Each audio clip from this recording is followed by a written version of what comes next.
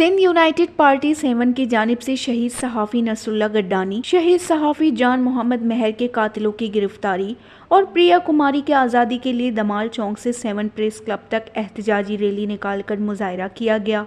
एहतजाजी rally में मोहम्मद नवाज रिंद हकीम, मोहम्मद खान सोलंकी समेत और दीगर ने आज़ाद सहाफ़त जिंदाबाद के नारे लगाते हुए कहा कि सिंध में सहाफ़ियों का कत्ल-ए-आम बंद किया जाए। सिंध में सहाफ़ियों के कत्ल में बाअसर सरदारों और चंद सियासी लोगों का बड़ा हाथ है। सहाफ़ी इस माशरे के गरीब, मिस्कीन, मजबूर और लाचार लोगों की ताकतवर आवाज़ हैं।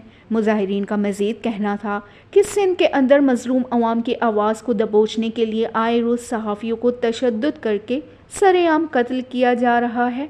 शहीद सहाफ़ियों के कातिलों को फिलफोर गिरफ्तार करके उनके खून के साथ इंसाफ किया जाए और 2 साल से मगवी सिंध की मासूम बच्ची प्रिया कुमारी को फौरी रिहा किया जाए।